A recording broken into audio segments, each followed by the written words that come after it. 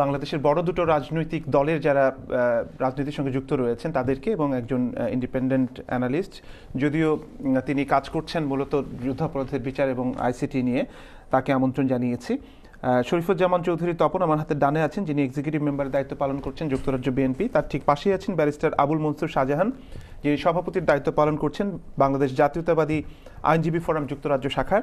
আমার হাতের বাইরে রয়েছেন Prashanta Bhushan Barua, assistant secretary central sub committee Bangladesh Awami League, এবং তার পাশে আছেন নিঝুম মজুমদার, যিনি লয়ার, রিসার্চার এবং রাইটার। আমি প্রশান্ত ভূষণ বড়ুয়া, বিজ্ঞাপন বিরতির এই পর্যায়ে বেশ উত্তপ্ত আলোচনা, আমি একটু ভিন্ন প্রসঙ্গে শুরু করতে চাই। সেটা হচ্ছে যে বাংলাদেশের পত্রপত্রিকা থেকে শুরু করে আইন শৃঙ্খলা রক্ষাকারী বাহিনী, আমরা জানি যে বিএনপির একজন কেন্দ্রীয় নেতাকে গ্রেফতার করেছে আসলাম চৌধুরী, এবং তার বিরুদ্ধে অভিযোগ হচ্ছে যে তিনি ইসরায়েলি যে গোয়েন্দা সংস্থা সেটির সঙ্গে যোগ সাজসে ভারতে বাংলাদেশের সরকার পতনের ষড়যন্ত্রে লিপ্ত ছিল। কিন্তু পরবর্তী সময়ে আজকের যে ডেভেলপমেন্ট, সেখানে আমরা দেখলাম যে যার সঙ্গে ছবি সামাজিক যোগাযোগ মাধ্যমে শেয়ার করা হয়েছে, তিনি মোসাদের সদস্য নন, বরং তিনি ক্ষমতাসীন পার্টির একজন কেন্দ্রীয় নেতা, লিকুদ পার্টির একজন কেন্দ্রীয় নেতা, এবং তিনি মূলত গবেষণা করেন, বিভিন্ন জায়গায় বক্তৃতা দেন, সেটির ধারাবাহিকতায় ভারতে এসছেন। তো এই যে কনস্পিরেসি থিওরি, সেটি কি বিরোধী দলকে ঘায়েল করবার জন্য, নাকি আসলেই কংক্রিট কোনো কিছু? প্রথম কথা হচ্ছে, বাংলাদেশের পাসপোর্টে একটা জিনিস লেখা থাকে, আমরা যারা পাসপোর্ট নেই, যে ইসরায়েল ছাড়া সব দেশে যাওয়া যাবে। কেন আমি বলছি, it is the foundation, it is the foundation. কোনো বাঙালি, বাংলাদেশের কোনো নাগরিক ইসরায়েলের কোনো পর্যায়ের সাথে কোনোভাবেই সম্পর্ক রাখবে না। এটির দুটি কারণ আছে। একটি হচ্ছে নৈতিক, আমরা প্যালেস্টাইনের উপর, ফিলিস্তিনিদের উপর যে প্রচণ্ড অত্যাচার নির্যাতন আজকেও হয়ে যাচ্ছে, এটার প্রতি আমরা একটা চিরস্থায়ী একটি সহমর্মিতা সমর্থন আছে। এই কারণে বাংলাদেশের পাসপোর্টে সরকার, প্রত্যেক সরকারি মেনেছে। দ্বিতীয় কথা হলো, উনি ইসরায়েলি থিঙ্ক ট্যাঙ্কের প্রধান, যিনি, যার সাথে কথা হয়েছে এবং দেখা হয়েছে। তো বিএনপির আসলাম চৌধুরী, তার উত্থানও কিন্তু খুবই ঘোরানো পেঁচানো, হ্যাঁ, উত্তর জেলা, এর আগে জামাতের সাথে, এর আগে এরকম করে করে উনি সীতাকুণ্ড এরিয়ায় দেখবেন যে যখন যে জ্বালাও পোড়াও চলছিল, প্রতিদিন 100-200 কাবার্ড ব্যান্ড জ্বলছিল, and he was the funder, এই দিস আসলাম চৌধুরী ওই সময়ও করেছেন। এই কারণে বিএনপি নেতৃবৃন্দ এই যে জ্বালাও পোড়ার কারণে ওনাকে উত্তর জেলার কনভেনর থেকে হঠাৎ করে কেন্দ্রীয় জয়েন্ট সেক্রেটারি করে দিয়েছে এই মার্চে।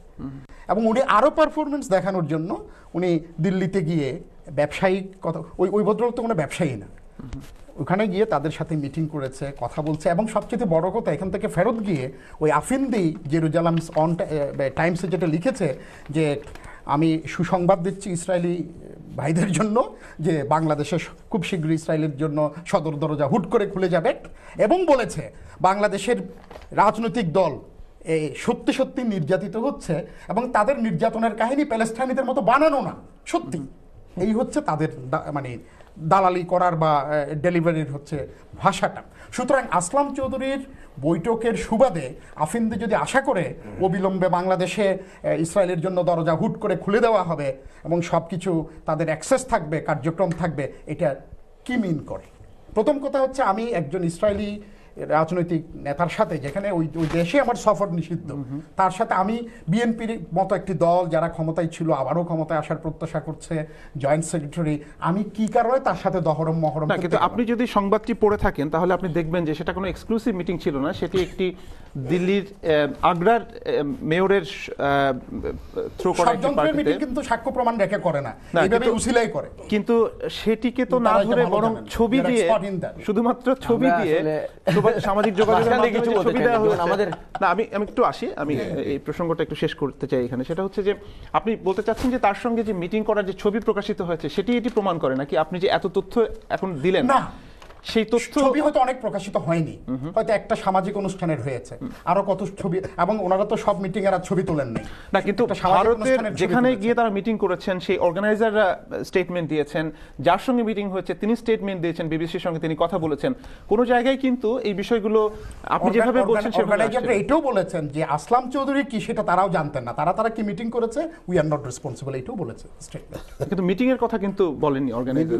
মিটিং হয়নি, কারণ অর্গানাইজারদের আমন্ত্রণটা ছিল দিল্লি, ওরা মিটিং করেছে আগ্রায়, এবং দিল্লিতে অপরাপর ভেন্যুতে যেটি করেছে অর্গানাইজারদের কোনো সম্পর্ক ছিল। আচ্ছা, আমার সম্পূরক প্রশ্নটি হচ্ছে এরকম যে আপনি যে স্পিরিটে কথাটা বললেন, আজকে ধরেন আমরা এখানে একটা সভ্য দেশে বাস করি, এখানে মাল্টিকালচারাল একটা সোসাইটি, ইসরায়েলের কোনো নাগরিক যদি আজকে আমার সঙ্গে কথা বলেন এবং সেই কথা বলার সূত্রে যদি আমি কোনো একটি ছবি ফেসবুকে পোস্ট করি, সেটিকে দিয়ে কনস্পিরেসি থিওরি করে আমাকেও মোসাদের সদস্য মানানোর ইসরায়েলের প্রচুর সুযোগ আছে, প্রচুর বিজ্ঞানী আছেন, ইসরায়েলের সমাজে প্রচুর ব্যবসায়ী আছেন, প্রফেশনাল আছেন, তাদের সাথে আপনার বা আমার প্রফেশনাল যোগাযোগ বা আমাদের কলিগ হতে পারে এখানে অনেক, এটার সাথে আসলাম চৌধুরী দিল্লিতে গিয়ে যেটা তার বিষয় বহির্ভূত বিষয়, এটি নিয়ে একের পর এক বৈঠক করা এবং তাদের সাথে সম্পর্কের ধারাবাহিকতা রক্ষা করা, একের পর এক দিল্লি একটা আগ্রহ এবং এটার বিপরীতে শুনে করতে হয়। এটা কি মিটিং করেছে সেটা আপনি আমি জানি না, এই বিষয়ে আপনাদের কাছে আসবো। আমি মিটিং করেছে আপনি আমি নিজে নাও জানি, কিন্তু আফিন্দি এটা ফাঁস করে দিয়েছে। তিনটি বৈঠকে এখানে প্রথমে আপনার নামটাই একটু আসি, ওর নাম আফিন্দি না, মেহেন্দি, আচ্ছা মেহেন্দি এন্ড সাফাদি তার নাম। যাই হোক, তার মানে আপনার কাছে অনেক ইনফরমেশন রং আছে। আমি একটু আসছি আপনাদের সঙ্গে। আসলে নামের চেয়ে বড় ইম্পর্টেন্ট হচ্ছে অ্যাকশনগুলো। উনি কি বলেছেন বিষয়টি হচ্ছে যে আপনি যেটি বলছেন যে এই তিনটি মিটিং হয়েছে বা আপনি এত যে তথ্য দিলেন, সেই তথ্যের যে অথেন্টিসিটি, সেই অথেন্টিসিটি কিভাবে আপনি ভেরিফাই করছেন? মানে এটি দেখেন, আমি গোয়েন্দা সংস্থার লোক না, তাহলে এত কনফিডেন্টলি আপনি জোর দিয়ে কথা বললেন, কিন্তু আমার নিশ্চয়ই আমার এরপরও বক্তব্য আছে, এটি শেষ শব্দ না। কিন্তু ইতিমধ্যেই সরকার তো চোখ কান খোলা রাখতে হয়, যে কোনো সরকার, এবং সরকারের মেকানিজমগুলোর এজেন্সিগুলোর দায়িত্বও তাই, এবং তারা এইটা ফলো করেছেন বলেই এটা জানা গেছে। We should be thankful to them. এবং এখানে একটা স্কাইপ কনফারেন্সও হয়েছে লন্ডন থেকে। বাংলাদেশে বিরোধী দলকে নিপীড়নের জন্য যে মেকানিজম সরকার তৈরি করেছে বলে বিরোধী দল মনে করে, আমি শেষ করি প্রশ্নটা, সেটির বিপরীতে সরকার একটি দাবি করলে বা এই পুরো বিষয়টি নিয়ে তারা যে তথ্য দিবে সেটির উপর আমরা ভরসা করব কেন? মানে সেটির কারণটা তাহলে মোসাদ কি বলে দেখতে হবে। আমার নিজের দেশের এজেন্সি যাদের দায়িত্ব হচ্ছে আমার স্বাধীনতা, সার্বভৌমত্ব এবং সরকার জনগণের জানমালের হেফাজত করা, যাদের জন্য আমরা পে করি, ট্যাক্স দিই, তাদের উপর যদি আমরা নির্ভর করতে না পারি তাহলে অন্য দেশের কাউকে আনতে হবে। আচ্ছা, ধন্যবাদ ভাই। আমি একটা কবিতার চারটা লাইন পড়ে শোনাই আপনাকে। বহুদিন হয় এদেশে আর মানুষ মরে না, বিএনপি মরে, জামাত মরে, হেফাজতি মরে, ব্লগার মরে, নাস্তিক মরে, আস্তিক মরে, মরে মুসলমান, মরে হিন্দু, কোনো মানুষ আর মরে না। এখানে সূর্য নিবেছে, বরফ জমেছে স্তরের পর স্তর, এখানে ক্ষমতার স্বর্গের বারে বিলুপ্ত মানুষ চতুষ্পদী হায়নারা আজ সেজেছে ঈশ্বর। আপনার লেখা না, আমার লেখা না, আমার ছোট ভাইয়ের লেখা। ওনার আওয়ামী লীগ যে মরে, আওয়ামী লীগ মানুষ না, ওনার লেখা পড়ে আমি বলছি আমরা মানুষ না, কথা বলতে দেন। আপনাদের স্বভাব হলো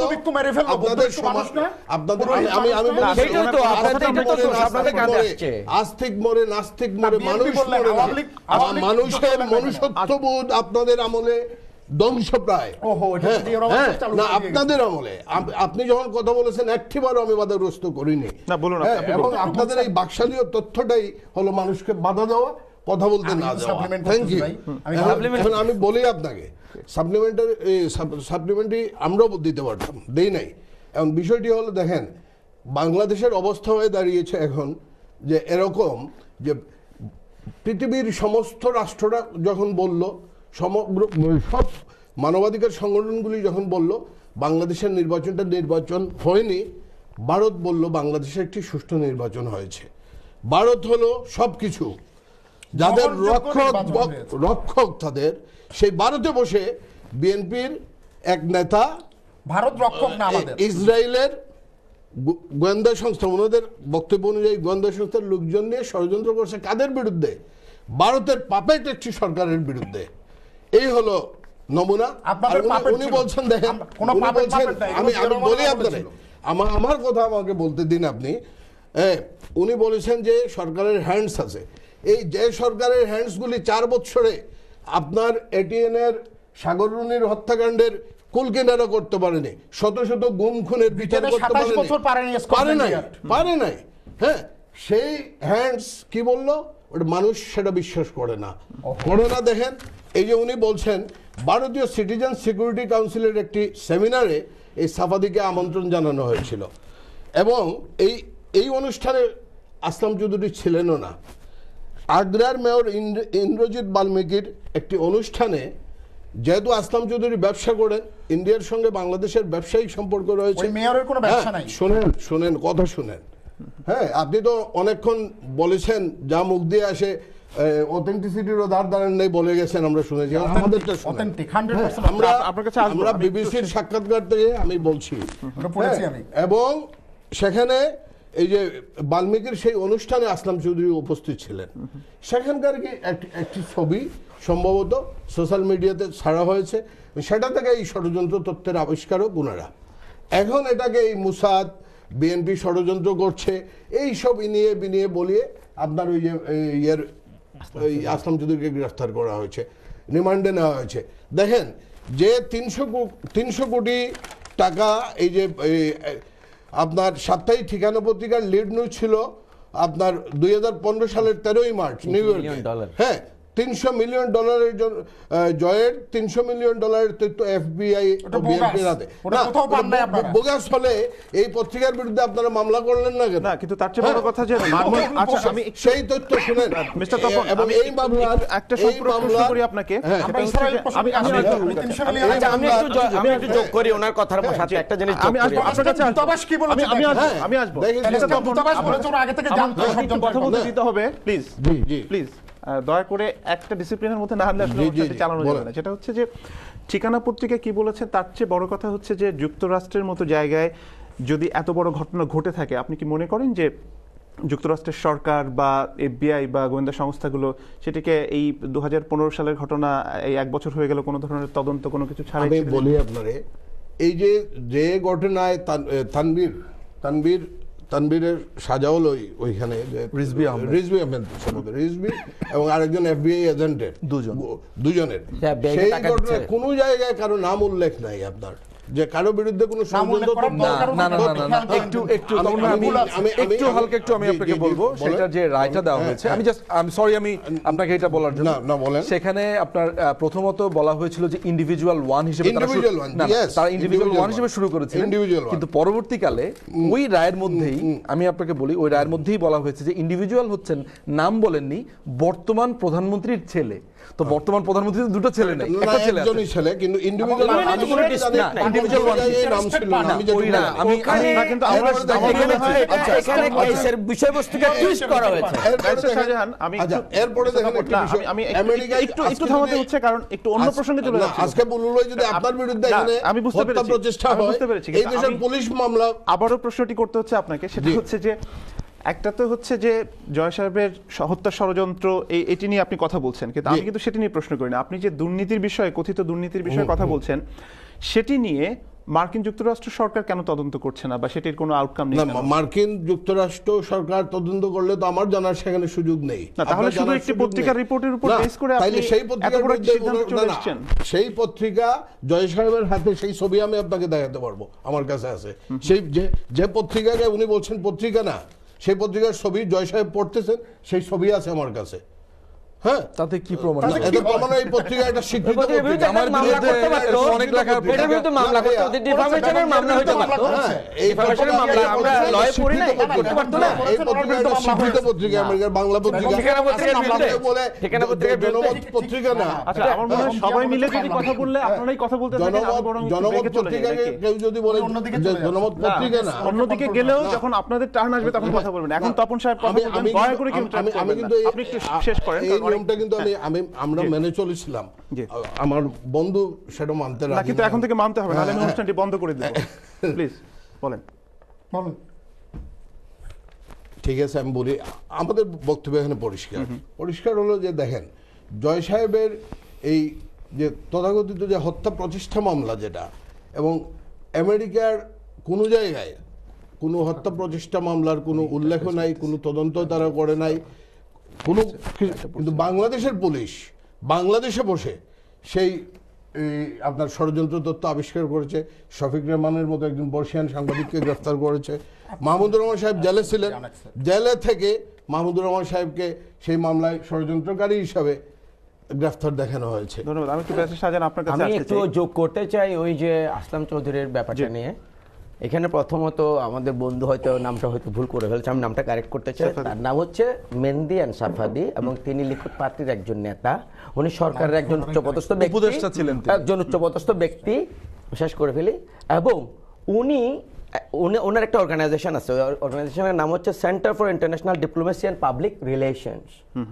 উনি ভারত সরকারের সাথে তাদের সম্পর্ক উন্নয়নের ব্যাপারে উনি বিভিন্ন সময়ে বিভিন্নবার এসেছেন ইন্ডিয়াতে, এবং এটা ক্লিয়ারলি ইন্ডিয়া তো অনেক বিস্ময় প্রকাশ করা হয়েছে, কারণ ওনাকে গুপ্তচর বলে অভিহিত করা হচ্ছে বাংলাদেশে, এবং গুপ্তচর বৃত্তির কথা বলে ওনার সাথে গুপ্তচর হিসেবে মোসাদের একজন গুপ্তচর বা এজেন্ট হিসেবে দেখিয়ে বাংলাদেশের একজন উচ্চমানের একজন নেতাকে, একটি মানে বড় দল, সবচেয়ে বড় দল বলবো আমরা, ওই দলের একজন নেতাকে অ্যারেস্ট করা। এই প্রসঙ্গে একটু জানতে চাই, আমি শেষ করে ফেলি। আপনি শেষ করবেন, অবশ্যই শেষ করবেন।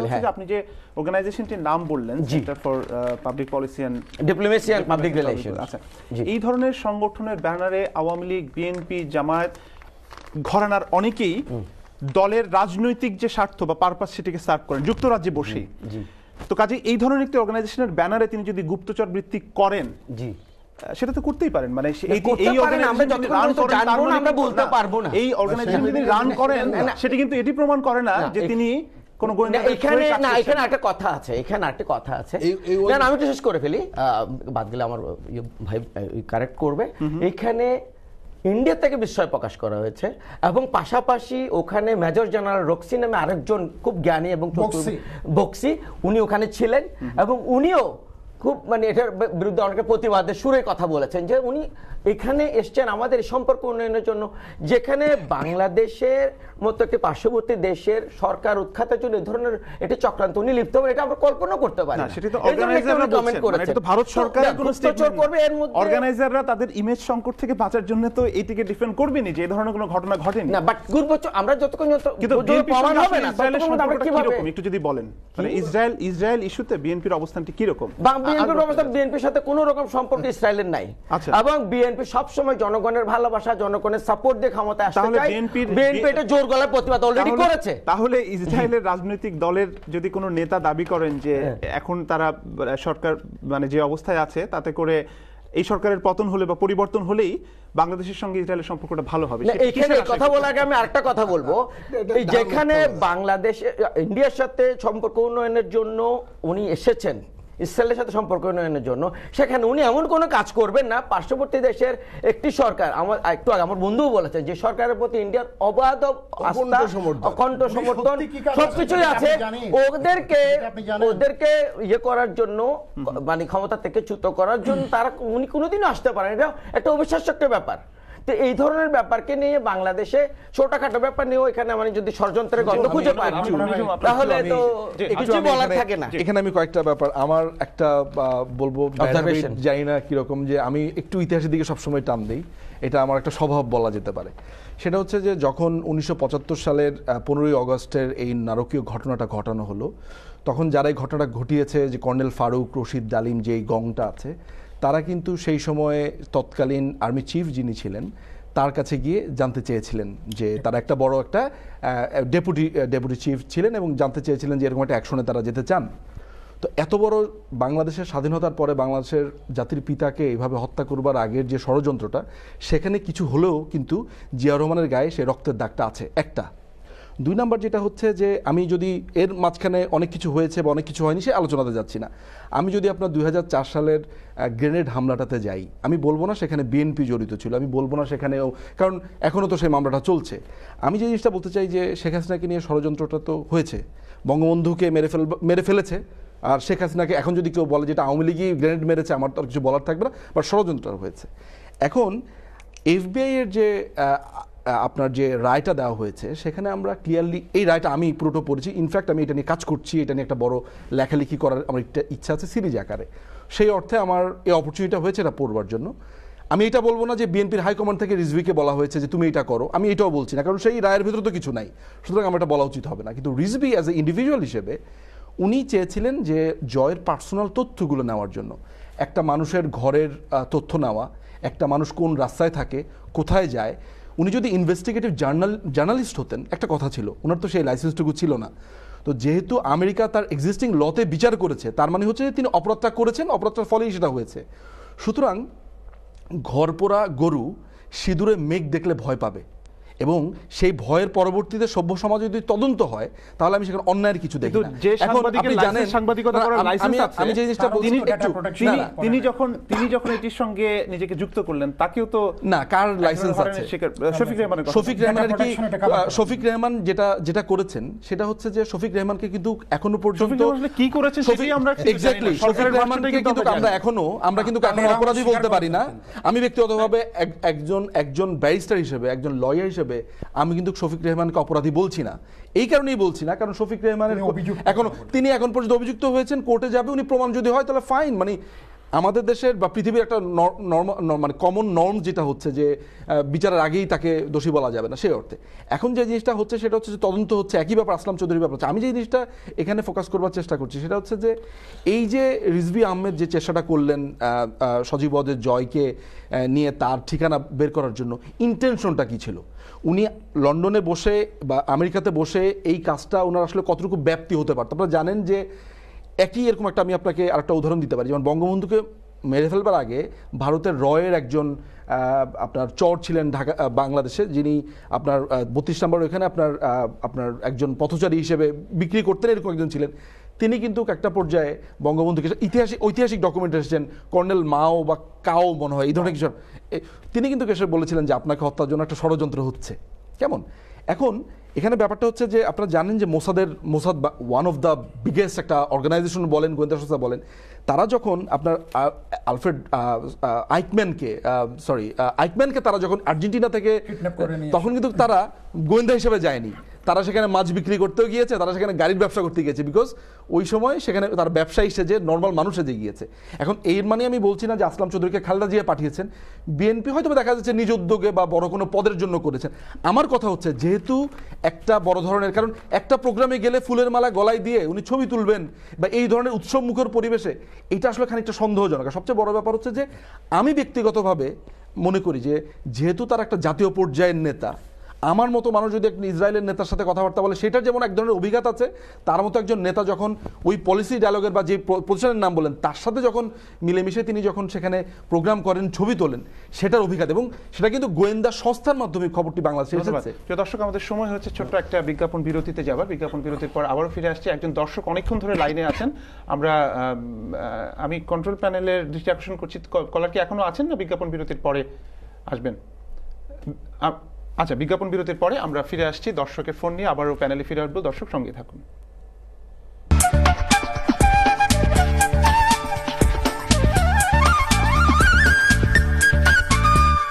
আমরা বাঙালি, মাছ ভাতে আমাদের পরিচয়, বাংলার নদীতে সুস্বাদু মাছের আশ্রয়, বিচিত্র মাছের স্বাদে পদ্মা মেঘনার জলে বেড়ে ওঠা আমাদের বাঙালি পরিচয়। আমরা বাংলার নদ নদীর সুস্বাদু তরতাজা মাছ এখন আপনার ঘরেরই পাশে, মাছ বাজার।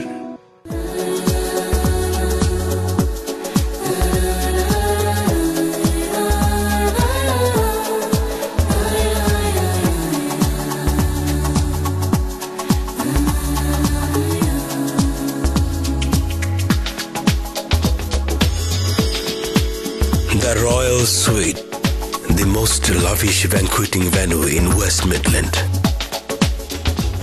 Royal Suite, Perry Bar, Birmingham.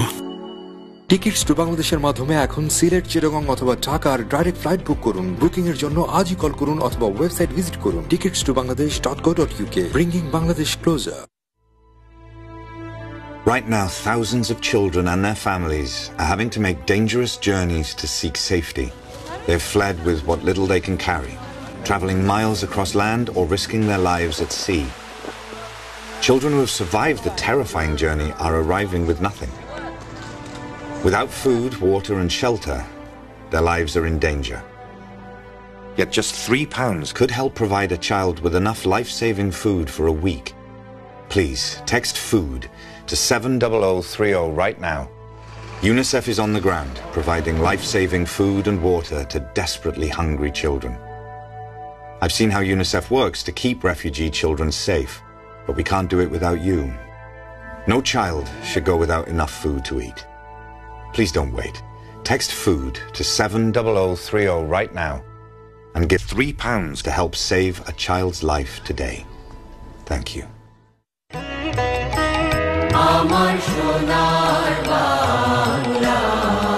দেশের প্রতি মমতা কার না আছে, তাই বাংলাদেশ সহ বিশ্বের যে কোনো দেশ ভ্রমণে এয়ারলাইন্স টিকিট প্রাপ্তির বিশ্বস্ত নাম মাহদি ট্রাভেলস। মাত্র 10 মিনিটে আপনার কষ্টার্জিত অর্থ দেশে পাঠান নিশ্চিন্তে। আমাদের এখানে আরো পাবেন হজ ও ওমরা সেবা, এছাড়া রয়েছে কার্গো সুবিধা। এই অফিসের দ্বিতীয় তলায় রয়েছে তাজ সলিসিটরের শাখা office. Mahdi travels, 115 king Edward road, Coventry. আমাদের জীবনে আইনি সহায়তা সব সময় প্রয়োজন হয়। ব্লেকওয়েল সলিসিটার্স অভিজ্ঞ সলিসিটার্স দ্বারা বহুদিন থেকে আপনাকে সেই সেবাটি দিয়ে আসছে। আমরা যেসব বিষয়ে পরামর্শ দিয়ে থাকি: civil litigation, family and divorce, personal injury, residential conveyancing, landlord and tenant, Islamic wills, commercial property এবং ইমিগ্রেশন। 0208-522-4400 এই নম্বরে ফোন করে এখনই ফ্রি লিগ্যাল অ্যাডভাইসের জন্য বুকিং দিন। Blakewell Solicitors, 65 Broadway, Stratford, London.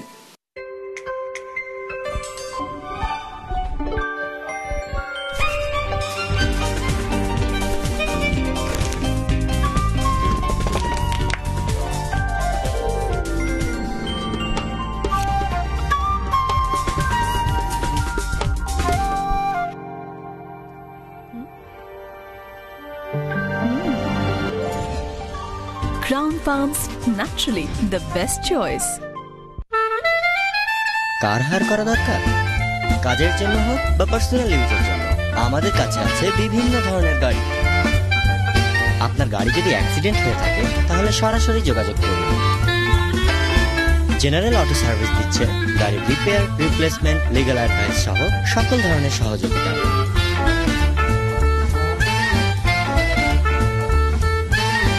General auto service. কিছু স্মৃতি আর কিছু স্বাদ কখনোই ভোলার নয়। ভালো লাগার সেসব স্বাদ নিয়ে স্বাদের আয়োজন, হাতে বানা মচমচে পরোটা, বাছাই করা গ্রিল শেফের তৈরি ঝলসানো কাবাব আর ল্যাম্ব চপ, দেশি শেফের নিপুণ হাতে তৈরি মজাদার সব দেশি খাবার। প্রবাসী বাঙালির প্রাণ কেন্দ্র বাংলা টাউনে বসে উপভোগ করুন ফেলে আসা দিনের সেসব স্বাদগুলো। বন্ধু কিংবা পরিবার নিয়ে বারবার ফিরে আসুন স্বাদে। স্বাদ গ্রিল ও Bangladeshi restaurant, 13 brick lane, London. Shad Cannon স্ট্রিটের কোয়ালিটি ফুড বর্ধিত আকারে, নতুন রূপে, নতুন সাজে। তাই লন্ডন ও আশেপাশের ক্রেতাদের প্রথম পছন্দ কোয়ালিটি ফুড, কারণ কোয়ালিটি ফুডে রয়েছে কোয়ালিটি ভেজিটেবল। কারণ তো একটাই, আমার চাই সেরা জিনিস, আর কোয়ালিটি ফুডস ইপকো ব্র্যান্ডে সেরা জিনিসটাই রাখে। তাই ইপকো এবং কোয়ালিটি ফুড দুটোই আমার খুব প্রিয়। কারণ হলো এত বড় দোকান আর এত বেশি প্রোডাক্ট আর কোথাও নেই।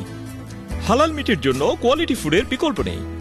আপনার চাহিদা এবং আমাদের উন্নত সেবা, তাই আপনার পছন্দের প্রিয় দোকান quality food, 125-127 cannon street road, London E1। Phone 02074807460। Kushiara travels, বিমান অনুমোদিত কম খরচে এয়ার টিকেট, হজ ও ওমরার জন্য বিশেষ প্যাকেজ, বিশ্বের যে কোনো দেশে মালামাল পরিবহনে কার্গো সার্ভিস, এছাড়া রয়েছে বিশ্বব্যাপী মানি ট্রান্সফারের ব্যবস্থা। Kushiyara travels, commercial road, London E1 2PS।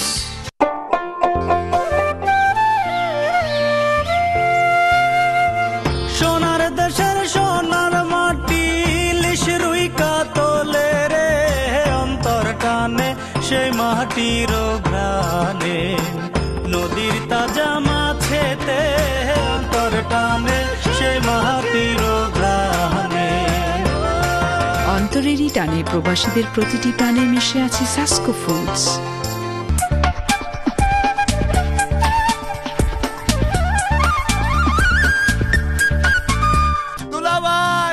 আমি তো পানিতে পড়ে গেছি।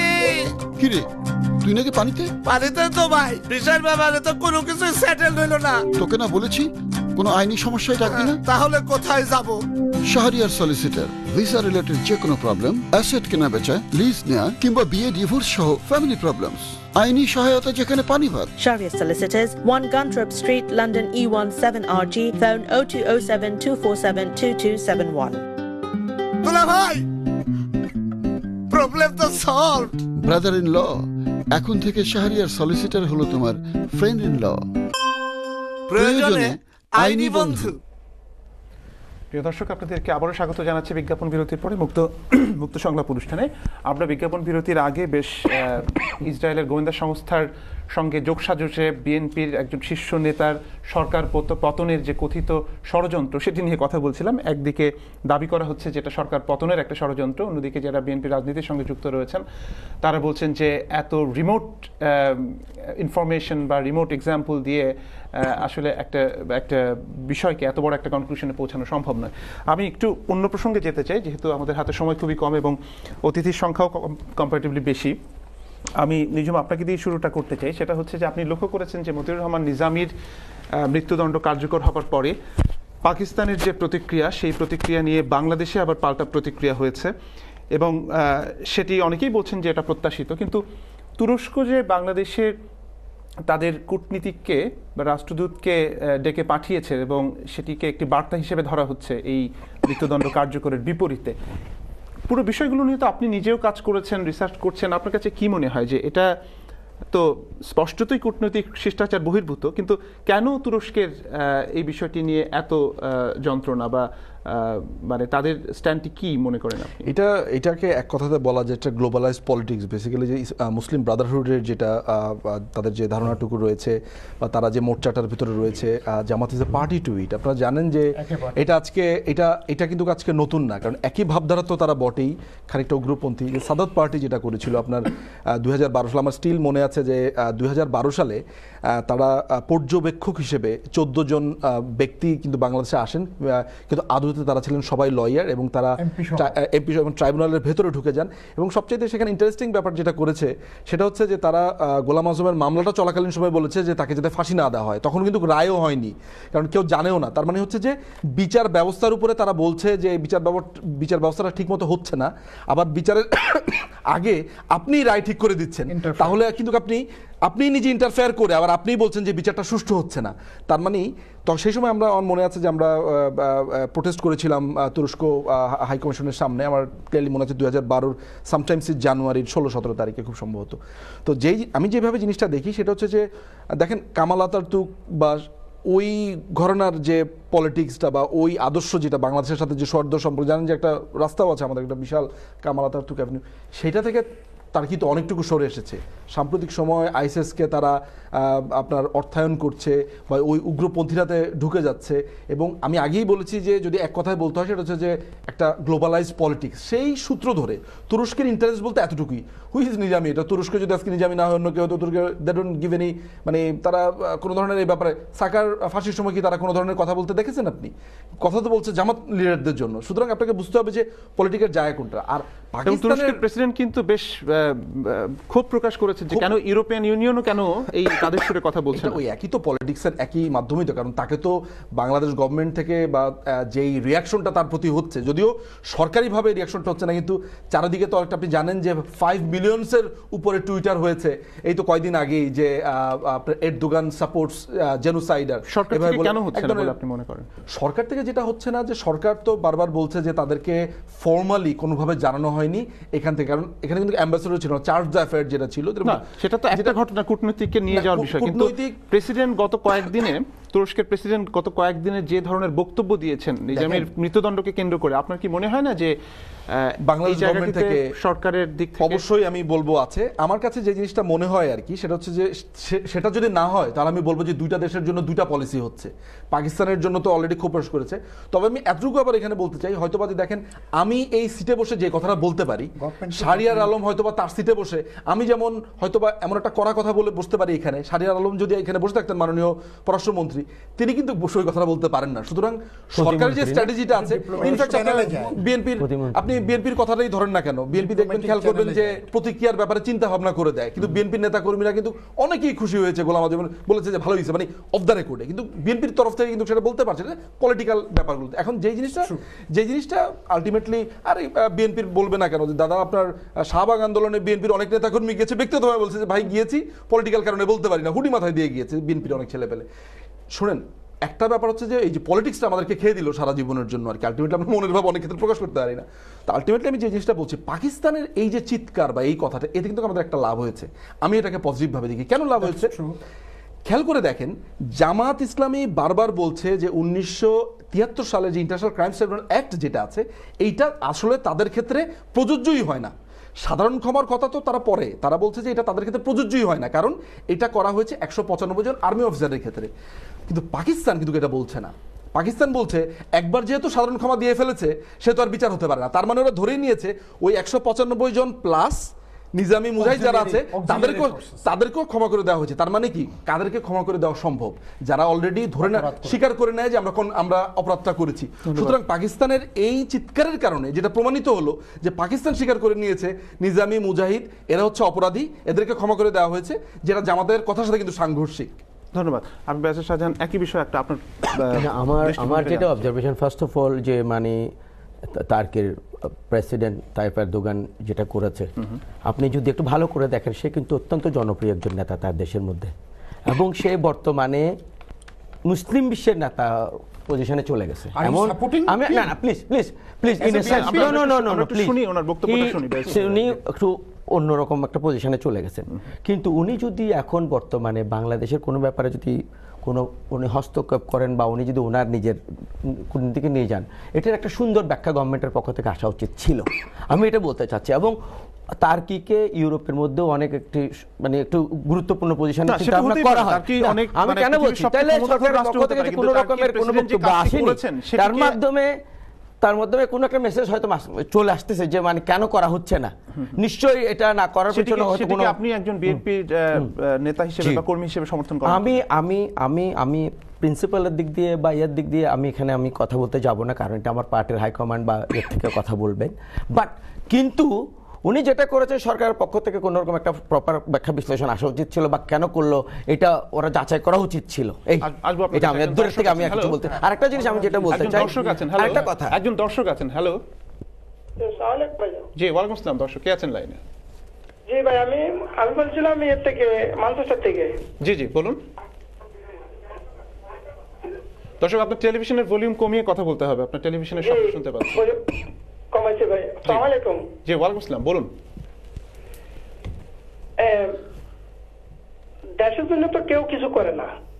জি জি, আমরা তো মনে করেন আমরা তো দর্শক, আমরা তো এই বাংলাদেশে যে অন্যায় অত্যাচার হইতেছে করতেছে এগুলোর দিকে কেউ কোনো চিন্তা ভাবনা নাই। কোথায় কি হইলো, ওই সতীনের মতো এক বেটার পয়সা একটু বেশি হলে যেরকম বিয়ে করলে যেরকম 2-3 গোল হইলে প্রত্যেকটা গরিবদের প্যারেন্টাল থাকে, আপনাদের হইলে ওই কাজ। আওয়ামী লীগ বলেন, বিএনপি বলেন, জামায়াতের লোক তো নাই বাদ, এগুলা কেউ কিছু করে না। শুধু কার দোষ, কে কোনখান থেকে বাইরে করবো, কে কাকে। আপনার প্রশ্নটা কি? আপনার কোনো প্রশ্ন আছে? দর্শক দর্শক রাহাদানি যা করতে পারে, দেশটা যেন একটা মগের মুলুক হয়ে গেল। জি, আপনার কোনো প্রশ্ন আছে দর্শক? প্রশ্ন এই যে এগুলা বৈশাখ খামাকা আপনারা এগুলো না করে অন্য কিছু করেন, এই সময় নষ্ট করেন, এগুলো সময় নষ্ট করে কোনো লাভ নাই। তাহলে আপনি কেন সময় নষ্ট করে দেখছেন? নিশ্চয়ই আপনারও আগ্রহ রয়েছে। আপনারা দেশের জন্য কিছু করেন, আমাদেরকে আর কষ্ট দিয়েন না। আচ্ছা, ধন্যবাদ ধন্যবাদ। একই সময়ে 3টি টেলিভিশন চ্যানেলে পলিটিক্যাল টক শো হয়। যারা মনে করেন যে এগুলো করে কিছুই হয় না, তাদের জন্য আমার মনে হয় যে বিকল্প পরিবেশনা রয়েছে অন্য চ্যানেলগুলোর, আপনারা সেদিকে যেতে পারেন। এবং আমরা এখনো বিশ্বাস করি যে রাজনীতি এখনো পর্যন্ত বাংলাদেশের মানুষের সবচেয়ে বড় আগ্রহের জায়গা, এই কারণেই আমরা এই ধরনের টক শোগুলো করে থাকি। একটা ছোট্ট ইনফরমেশন দিই, এটা আমার বক্তব্য না, এখন আপনি নিশ্চয়ই আমার সময়টা দিবেন। আপনি 5 মিনিট সময় আছে, 5 মিনিটের মধ্যে শেষ করতে হবে। এইভাবে সময় নষ্ট হয়ে যাচ্ছে। গত সপ্তাহে তুরস্কের প্রাইম মিনিস্টার বলেছেন একটা ঘোষণায় যে বর্তমান প্রাইম মিনিস্টার এরদোগানের সাথে যে সংবিধানটি তাদের হতে যাচ্ছে সেখানে মূলনীতি হিসেবে সেকুলারিজম থাকবে। 48 ঘন্টা পর তাকে পদত্যাগে বাধ্য করেছেন এরদোগান। এবং এই টার্কিশ টার্কির বিরুদ্ধেও আর্মেনিয়ার গণহত্যার অভিযোগ আছে। এই কারণে পাকিস্তানিরা যেমন এই নিজামীদের বিচার করলে মনে করে যে আমাদের পর্যন্ত এসে বোধহয় ধরবে, যেখানেই গণহত্যার বিচার হয় টার্কি মনে করে, বিশেষ করে এরদোগানরা, যে আর্মেনিয়ার গণহত্যা বোধহয় উঠে চলে আসবে। এবং আর্মেনিয়া এখনো কিন্তু তাদের প্রতিবাদটি জাতিসংঘে বজায় রেখেছে। এবং আজ পর্যন্ত তুর্কির সাথে যে কোনো সম্পর্কে তারা কিন্তু প্রথমেই বলে সিক অ্যাপোলজি, ব্যাক অ্যাপোলজি, তোমরা গণহত্যা করেছো আমাদের এইগুলোকে। তুরস্ক আজ পর্যন্ত সেটা স্বীকার করে না। সুতরাং চোরে চোরে মাসতুতো ভাই এরদোগানের পক্ষে এটি করা সম্ভব। আমি খুবই শকড হয়েছি, আমার বন্ধু সিনিয়র ভাই ব্যারিস্টার শাহজাহান বিএনপির মানসিক এবং রাজনৈতিক দারিদ্র্য কত প্রবল হলে এরদোগান আমার অভ্যন্তরীণ বিষয়ে হস্তক্ষেপ করছে নিন্দা করা দূরের কথা, তার সাথে দ্বিমত পোষণ করতে উনি ভয় পান, বলে যে হাইকমান্ডের বিষয়। না না, হাইকমান্ডের বিষয় বা দিস ইজ ইউর বিষয়টা হলো আমাদের আভ্যন্তরীণ বিষয়ে নাক গলানো আজকে নতুন কোনো বিষয় না। আজকে পাকিস্তান একটি বিষয়ে কথা বলেছে, সেটা শুনেন আমার কথাটা শোনেন।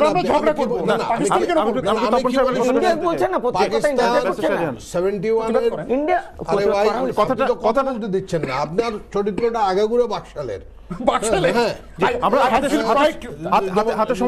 বিষয়টি হলো 1971 পরাজিত শক্তি পাকিস্তান। পাকিস্তান কি বললো না বললো এতে আমার কিছু যায় আসে না, আমি এটা শুনতেও রাজি না। আমার কথা হলো পাকিস্তান বলুক আর হিন্দুস্তান বলুক, আমার আভ্যন্তরীণ বিষয়ে কেউ কথা বললে, যে কেউ বলুক, আমার আভ্যন্তরীণ বিষয়ে যে কেউ কথা বলুক, যদি সেটা আমার দেশের স্বার্থের পরিপন্থী হয়, বাংলাদেশের গণতান্ত্রিক সমাজ ব্যবস্থার পরিপন্থী হয়, বাংলাদেশের আইনের শাসনের পরিপন্থী হয়, এখন আমরা এক অংশ মানবো এক অংশ মানবো না। ভারত যখন সুজাতা বলে নির্বাচন করতে হবে, নির্বাচনে অংশগ্রহণ করতে হবে, তখন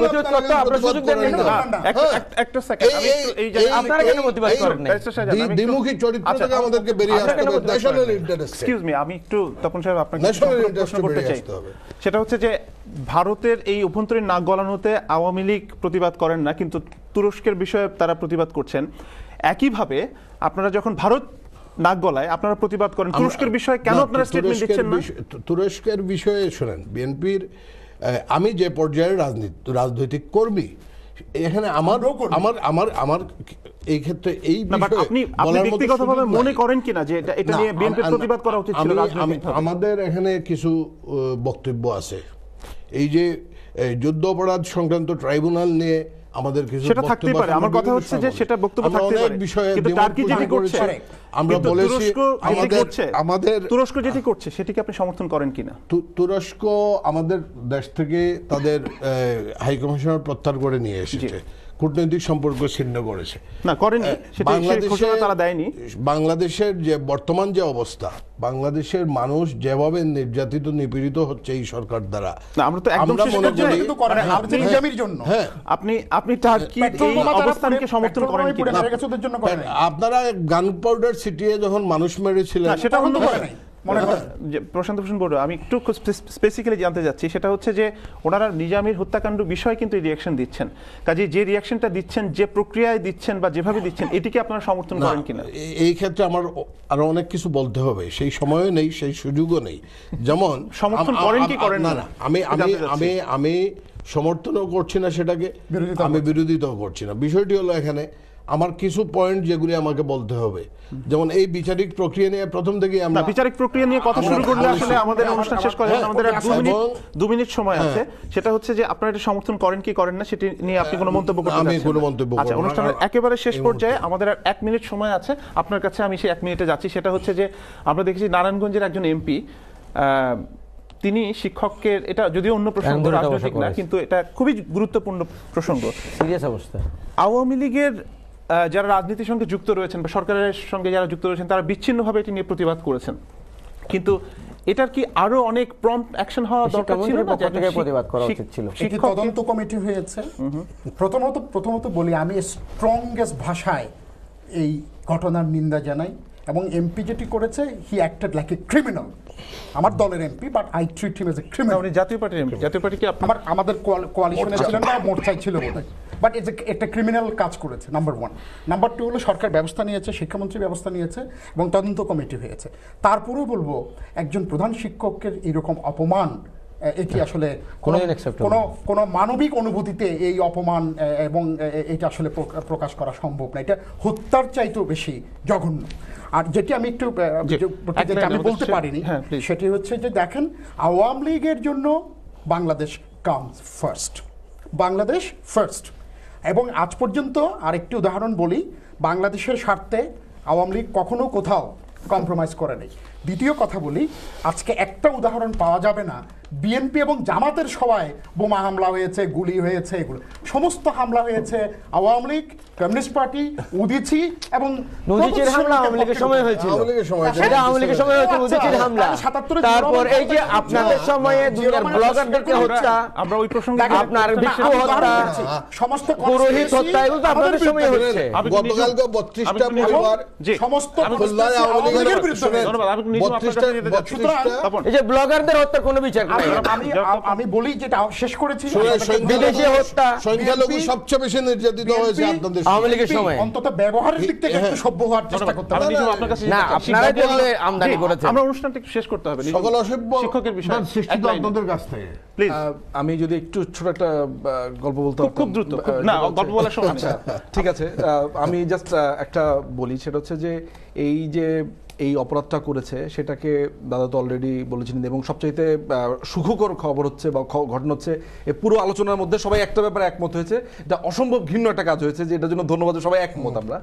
এখন একটাই কথা, অপরাধকে আপনি দমন করতে, অপরাধ হবেই, এখন এটাকে কিভাবে দমন করা হচ্ছে, আলটিমেটলি সে প্রপার শাস্তি পাচ্ছে কিনা, তার সংসদ সদস্যপদ বাদ হচ্ছে কিনা, এক্সট্রিম লেভেলে আমি এইভাবে চিন্তা করছি, এটি এখন দেখার বিষয়, এর থেকে বেশি বলার কিছু নেই আসলে। ধন্যবাদ ব্যারিস্টার শাহজাহান। একই বিষয়ে আমরা দেখেছি যে এমপি, নির্বাচিত এমপি, তার গুলি থেকে মানুষ আহত হয়, নিহত হয়, এরকম ঘটনা ঘটেছে, তাদের আজ পর্যন্ত বিচার হয়নি। এই ঘটনা এটা হয়েছে কারণ হচ্ছে শিক্ষা জাতির মেরুদণ্ড, যেখানে শিক্ষামন্ত্রী আজকে বর্তমানে পাঠ্যক্রমের মধ্যে বিভিন্ন চরিত্র গঠনমূলক জিনিসকে সরিয়ে অনেক কিছু আমদানি করেছেন, যেগুলো আমাদের দেশের পাঠ্যপুস্তকে আসা উচিত ছিল না। যার মাধ্যমে যেমন মানুষ, আপনি একটা মেসেজ পাচ্ছে সাধারণ মানুষ, যেমন আমি উদাহরণ দিচ্ছি, যেখানে মহানবীর জীবনের আদর্শকে তুলে ধরা হয়েছিল, ওই জিনিসটাকে সরিয়ে অন্য জিনিস আমদানি করা হয়েছে। যেখানে অনেক কিছু করা হয়েছে এবং পরীক্ষা পাশের হার বাড়ানোর জন্য শিক্ষকদের প্রশ্ন করা হচ্ছে যে এগুলো একটা রং মেসেজ দেওয়া হচ্ছে, শিক্ষকদের সম্মান চলে এই জন্য মারাটা প্রশ্নের বিপরীতে এটা সাহস পেল কেন, সাহস কেন পেল? ধন্যবাদ। এটা আসতে গোড়ায় আসতে হবে আমাদের, আজকের মতো ধন্যবাদ, আমাদের গোড়ায় আসতে।